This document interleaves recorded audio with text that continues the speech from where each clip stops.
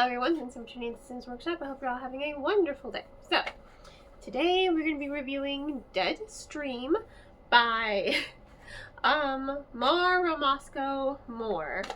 It is a queer paranormal horror, and it really deals with, social media and the addiction of, views and likes and hearts and subscribers and all that fun stuff. And yes, I see the irony.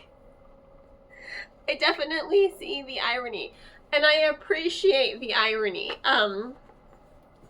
You're following Teresa, and she is agoraphobic, so she has a fear of leaving the house. In fact, she has a fear of leaving her room, and the reason being is because her and her best friend were in a car accident, and her friend died, right? However, her friend died after the accident, internal bleeding. So this whole ordeal causes Teresa to be agoraphobic. I had a really hard time connecting with Teresa. I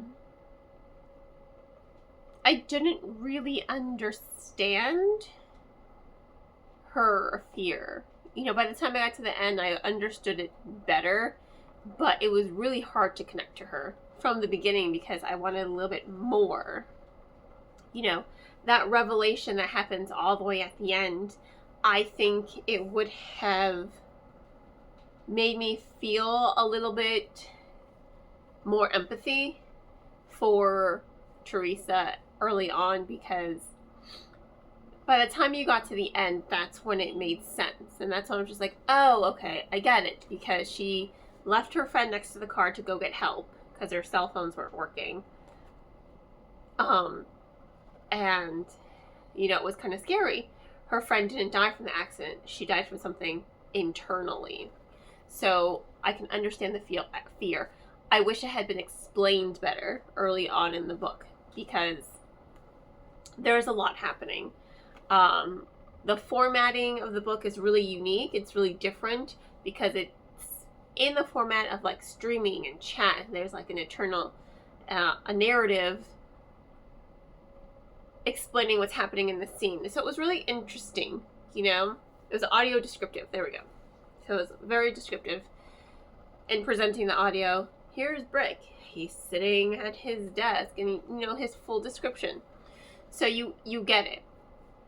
But with everything happening and all the different formatting changes, I think a little bit more explanation as to why she's suddenly very, agoraphobic, I think it would have made it easier for me to understand her early on versus me struggling to really connect to her. Because I'm already having to readjust how I read the book itself, because it is in a very unique format. So while my mind is already trying to kind of readjust how I'm reading this book, because it's not something you normally see in a book, you see it on your phone, you see it on your computer, there was this wall between me and her, because I'm readjusting my brain to understand this facet. I really want to empathize with you, but I'm not understanding why you as the character are so afraid of the outdoors. So that was like really my biggest struggle with the book.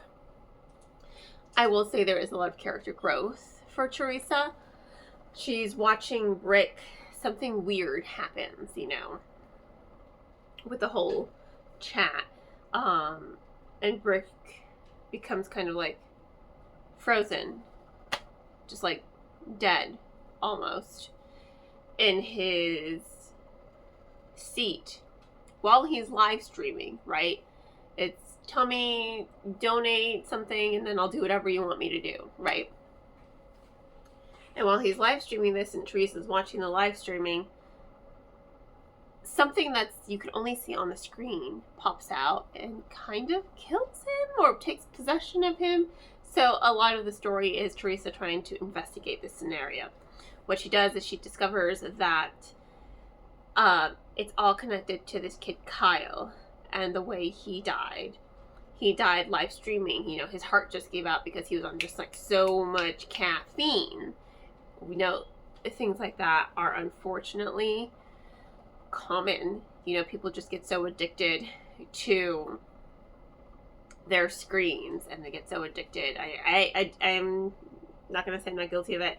Sometimes I do get a little too addicted to checking my Instagram, seeing my likes and my views, and sometimes I just have to turn off my phone. Or my phone has this thing called Zen mode. There's no way to get out of it. Once you're in Zen mode, you cannot access anything on the phone. So I force myself to do that, so that way I'm just like detaching from it. And I get addicted to texting, you know, my friends. Or I get addicted to be like, oh my God, what if I'm getting something from work? You know? We kind of live in that world now, and it's unfortunate, where we're just kind of attached and sort of addicted to our phones for whatever reasons. That I kind of get like a little anxiety when I put on my Zen mode. I'm just like, oh my God, what if work is trying to call me? And it's like, but they shouldn't. I'm off. It's like, what if my friends are going through something? I'm like, no, it's okay. My friends can survive, you know, a couple minutes without me, an hour or two. Like, of course they can. We're not that codependent. It's just like our addiction to it. So I appreciate that the novel is like kind of touching on that. And what I also did like is you understand that Teresa, also known as Replaying the Book, she's going through something not just with this fear, but also with her sexual identity. She doesn't really know what she is. Finally discovering at the end, like, well, I'm, what was it? Pansexual is what she discovers? Yeah. She finally, throughout the novel, you see her kind of struggling with, like, am I, you know, bi? Am I transgender? Do I like being she? Do I like being he? She's really struggling with, like, the labels and the naming and everything. So I appreciate that online she was able to find a community that was able to help her. And they didn't really abandon her either. In fact, Ozma is there for her from beginning to end. And I really love their development and their relationship and how it really comes to light that she identifies as pansexual. And it really took her the entire novel to kind of figure that out and put small things into perspective and into piece and into place for herself. So by the end of the novel, she has overcome her fear for the most part. She's working on it. It's not like a, oh yeah, I'm no longer scared. You see her working on it instead of just hunching down and just living at her desk and escaping just through social media. You see her really taking a step back and going on walks. She's like, I can at least leave my room. A milestone for her was being able to go to the store and not have a huge anxiety attack. So it's steps. There's not just one clean break for her, like, oh, she's all better because she did this one thing to save her friend.